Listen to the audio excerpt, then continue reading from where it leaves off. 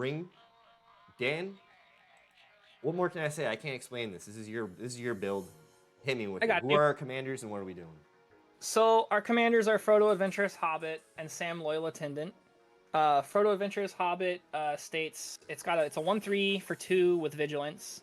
It's not the best stats, but when you look at its second ability, its paragraph right there, it's really good. It says whenever Frodo Adventurous Hobbit attacks, you gain 3 life. When you've gained 3 or more life this turn, the ring tempts you.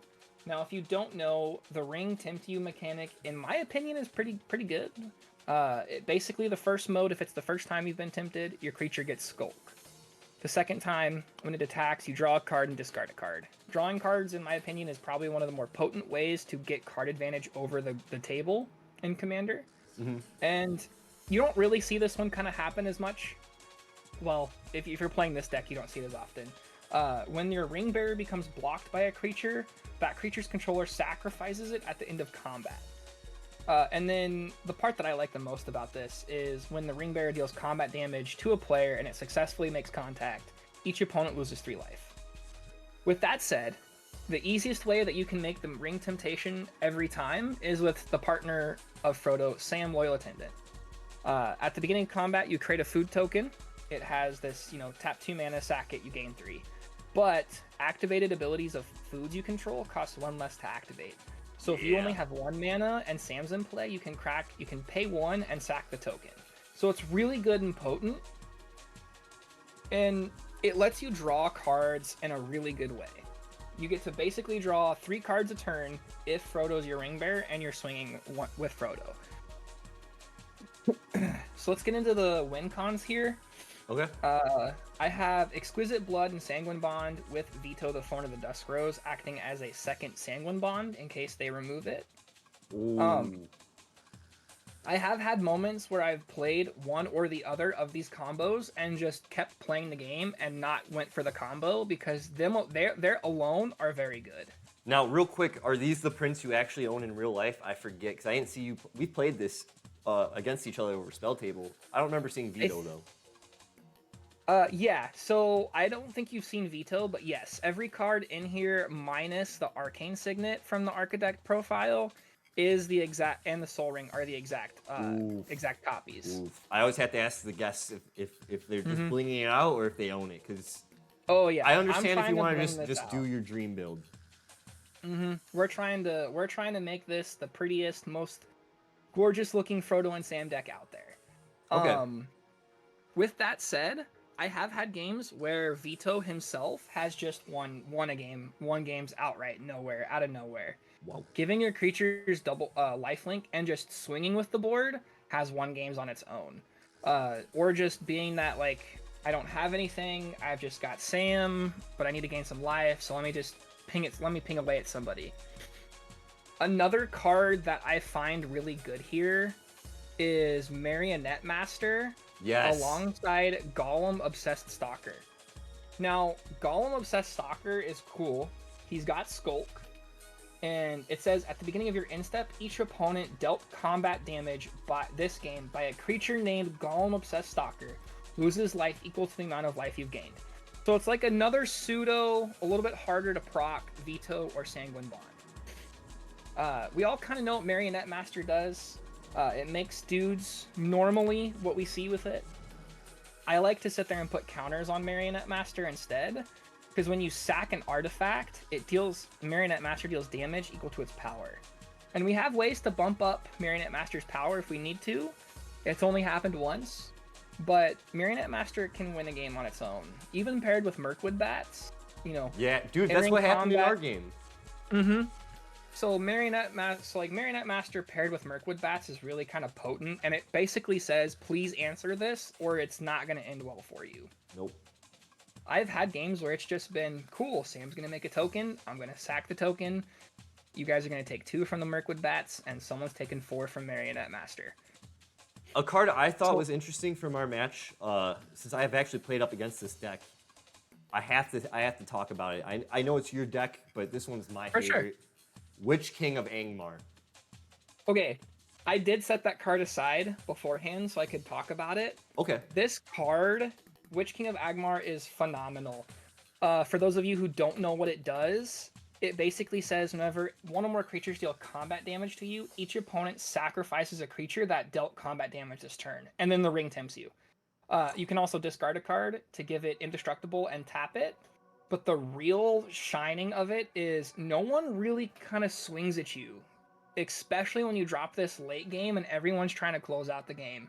Because Witch King says, I'll take the 10, but you're going to sack your dude. It's phenomenal. It puts you in a corner, especially if some people aren't willing to take a risk and hit you to open up for the rest of the board, or people don't have a response to it because you've played it on turn 5, and that's when it just became a problem. Oh yeah, playing it super early like that too is really good too, because then it's like, let me set up, let me do my thing. I'm gonna just, you guys do your thing. You guys fight it out amongst yourselves. Fight it out amongst yourselves. I'll do it. I got this. Yeah, hell yeah, dude. Any other things we need to know about this deck? Yeah, I've got a couple more. I've got quite a few more cards set aside because there's a lot going on with this deck. Yeah. It's gotten to the point where I've got roughly about 80 or so more cards with this deck outside of it. That I kind of like mess around with. I call this the mid-range grindy version. It takes a lot of inspiration from like very standard stock lists of let's make some food, let's benefit, let's grind, let's have the ring tempt you. I've got a CDH version that is all in on Chain of Smog, Witherbloom combo. I've got like all these like, you know, the Samwise Gamgee, as you see right there. Yeah, I've got that Cauldron Familiar combo.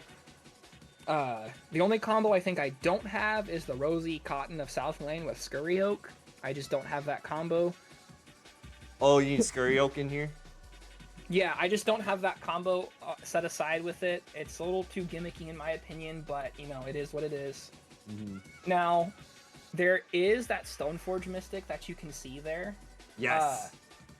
Stoneforge Mystic is, I call it the only tutor in the deck, and it does nothing after I put it into play, because it grabs me the equipment spell Bilbo's Ring. Bilbo's Ring states, as long as it's your turn, equipped a creature has hexproof and can't be blocked. Really good card, especially when the whole goal with the way the like air quote stock list is set up, is to just have Frodo be the one to attack.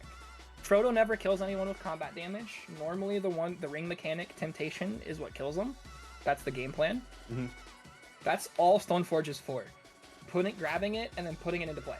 I basically have 2 copies of Bilbo's Ring and Stoneforge.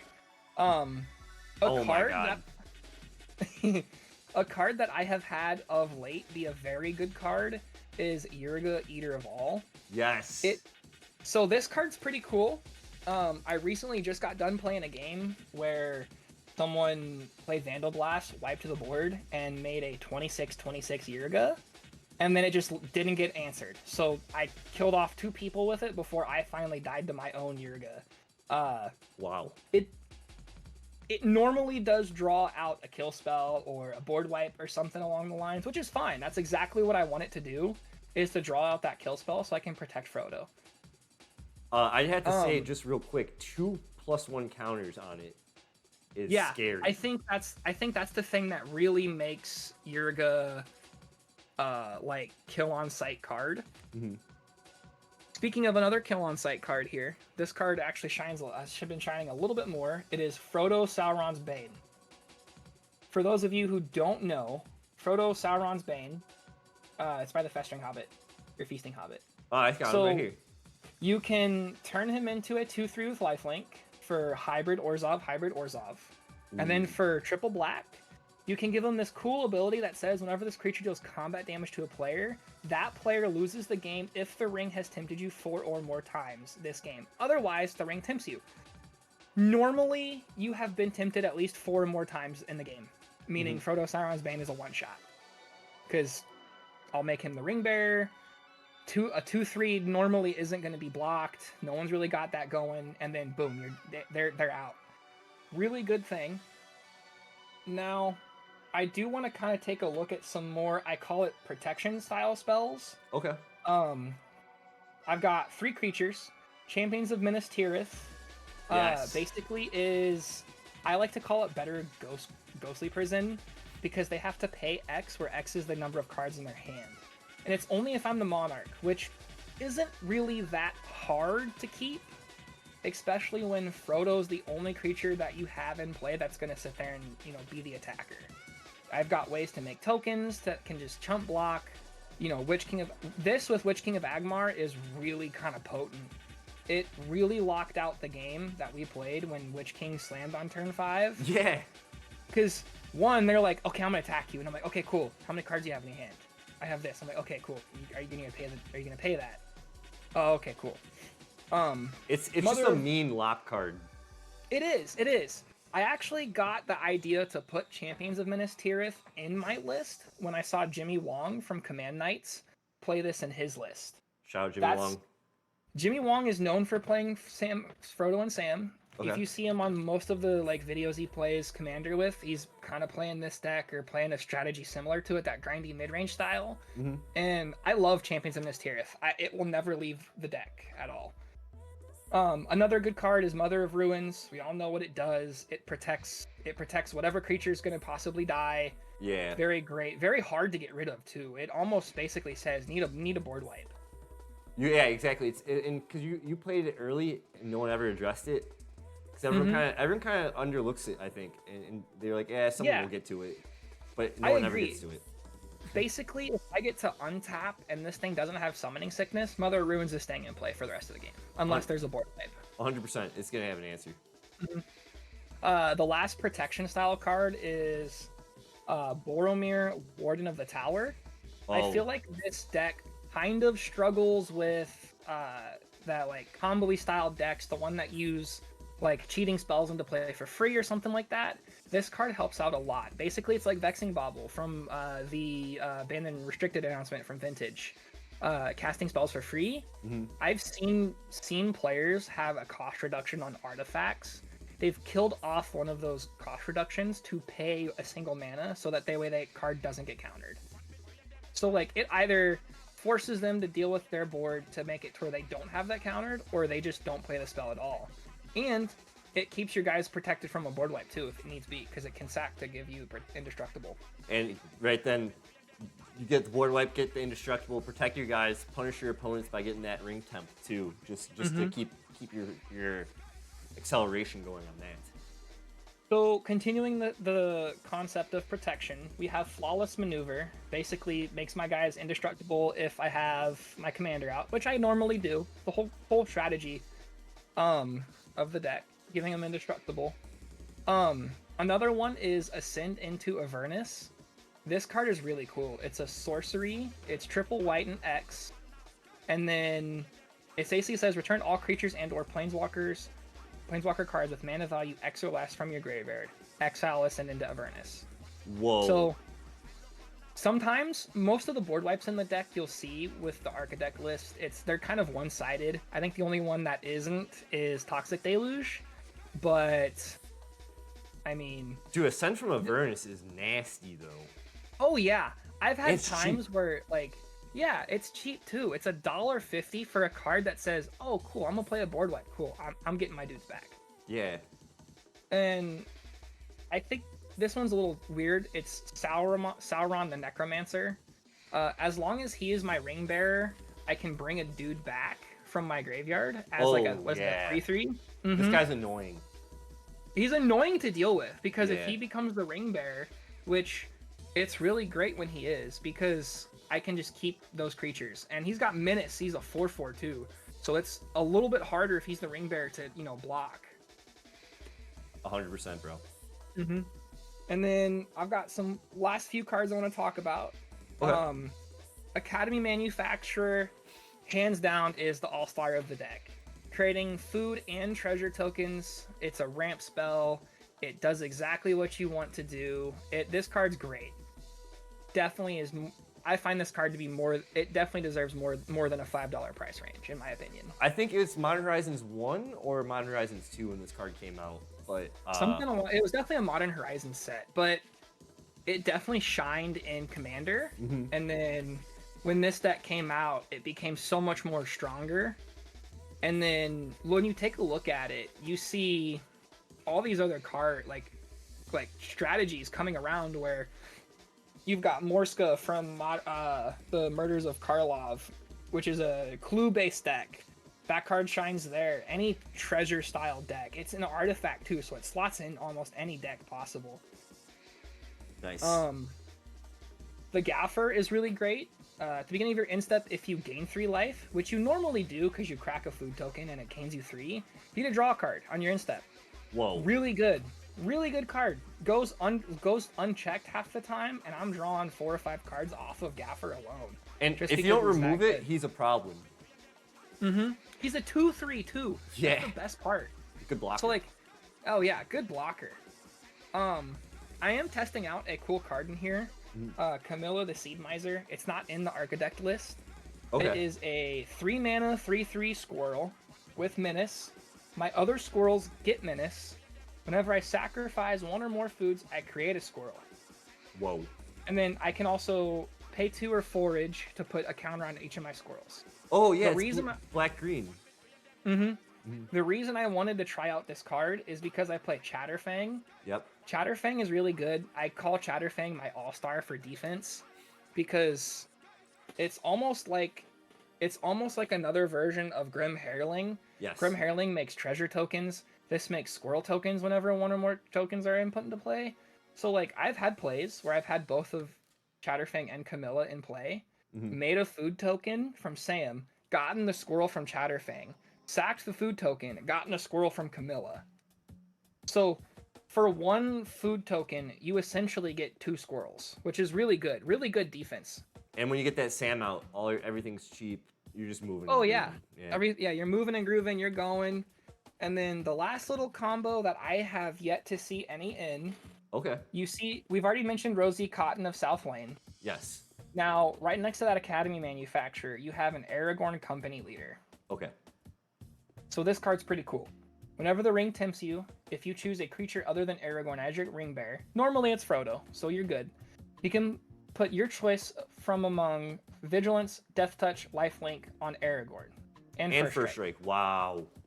So really good.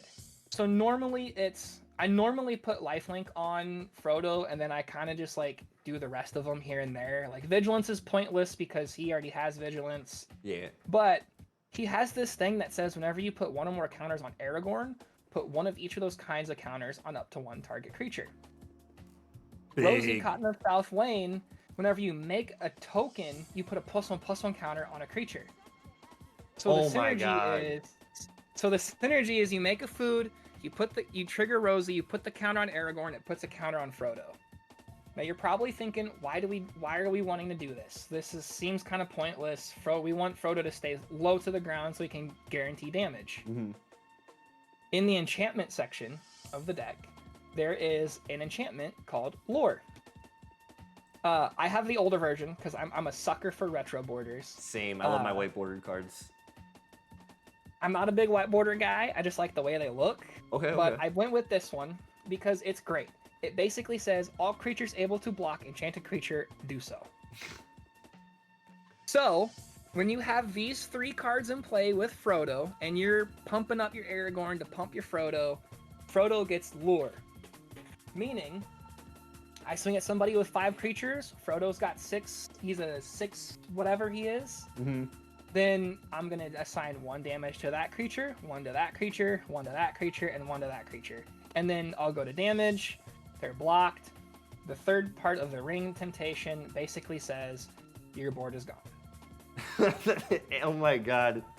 I haven't seen that. I saw the Bilbo's ring. We got up to Bilbo's ring in gameplay and Champions of Minas Tirith and stuff.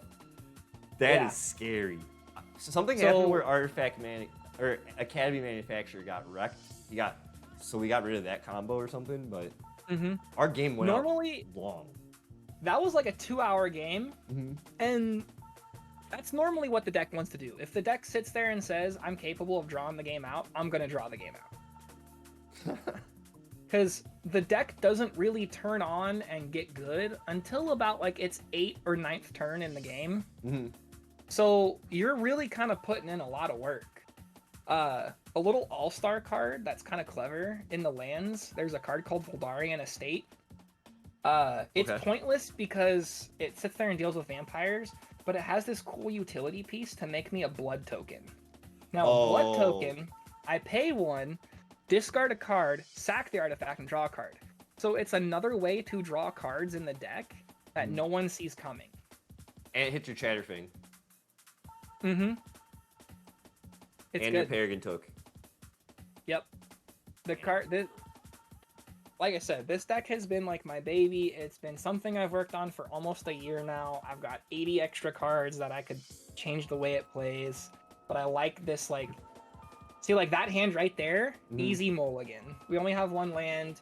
Oh, okay. So like, when I sit there and try to sit there and play this deck, I kind of think of, can I get both my commanders out on turn? If I can, then I do. That's kind of the game plan, is Frodo and Sam. This seems like a more decent hand, I guess. You get the Shire. Yeah, so Shire's pretty good. You get to generate food tokens.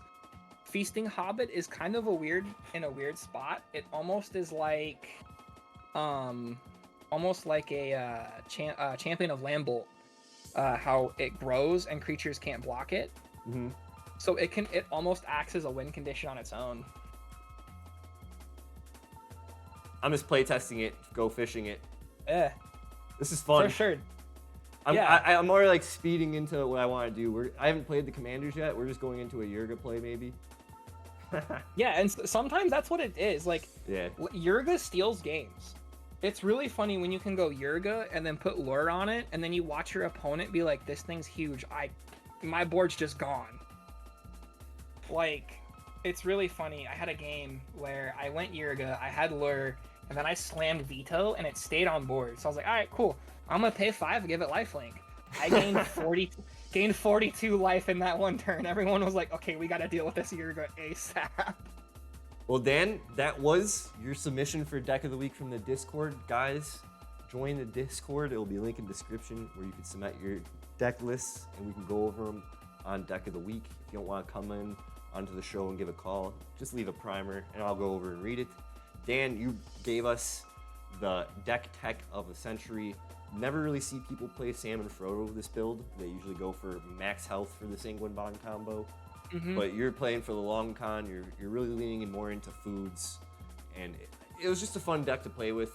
If you just need someone for the table to jam with, I would always want you to bring this deck, no matter what power level we're playing at, too. You know. I would sit there and say, like, if I had to put it at a power level, I'd probably put it like a 7.5, 8. Like, but it can play like a 9. Like I said, I have a CDH version of it. It goes hard there. I could dumb it down and like remove some of the combos, remove some of the like grindy aspect, put more like maybe stacks pieces in or something. Yeah. And then just kind of go from there. The food, unironically, isn't the big all-star. It's just there to pad my life total. And that's the part that surprises people. They're like, dude, you're at like 50 life and you've only gained like 60 the whole game. What's going on? I'm like, just sitting there. And I'm going to be hard to kill. Yeah, I feel that. Well, that's the segment, Deck of the Week. Dan, really appreciate you for coming on, dropping in the submission, man. For sure. Thanks for having me.